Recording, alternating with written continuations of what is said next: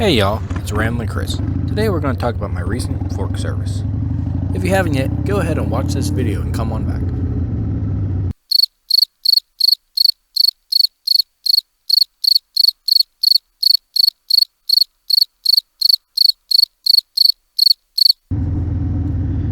Welcome back.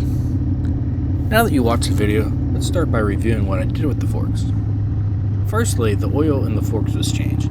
It was at 26,000 miles of service and had been in the forks since 2003, so the change was overdue. I changed it out with a Bel-Ray 10-weight oil. Now from what I've read, the original Harley Type E oil has a viscosity somewhere in the 15 to 20 weight range.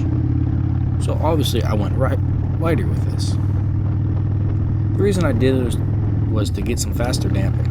It should give me a softer ride, which would be great for my long trips. The big downside though, when you go to the lighter oil, is it's a lot easier to bottom out. And with how I ride off-road, that could lead to a problem. So that led to the second change, changing the springs. I changed the springs from the stock single rate spring to a progressive style spring. What this allows for is a softer ride over the smaller bumps, but the rate is much stiffer at the end, which prevents bottoming out. Take a look as I drive through this gravel parking lot. You can see it's not smooth easily by watching how the front wheel moves up and down. Yet the camera picture is remaining fairly level and still. This is because with the softer damping, the forks are reacting very quickly, whereas before, I was being jarred pretty badly going through this parking lot. I definitely found the bike rides a lot smoother than it used to. All the little bumps that used to jar me, they don't bother me anymore. Same with, I have quite a few turns where there are bumps right before them that used to make the front end feel unstable. Now I can move through those turns faster. And there is one place near me that I had to go to test. There is a dip in the road that when traveling through there, I have known people who became airborne. Well, I tried it at a higher speed than I've ever taken before, and just watch.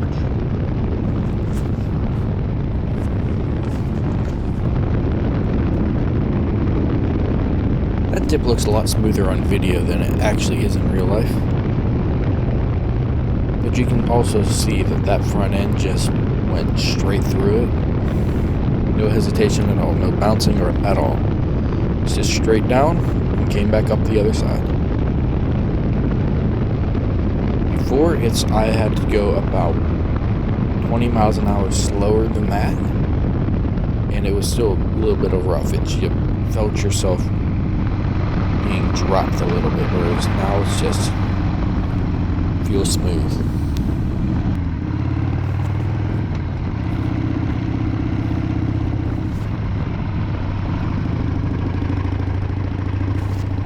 Definitely found the setup I went with works great for me.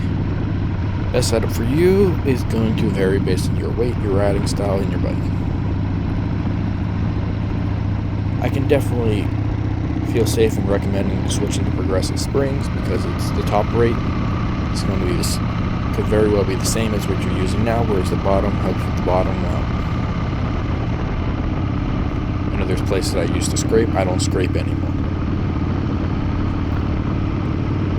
As far as fork oil, it's fairly inexpensive, so you can just try to see what works well for you. Just be sure to fill at your manufacturer recommended levels. Just be sure to like and subscribe. And until next time, it's been Ramblin Chris.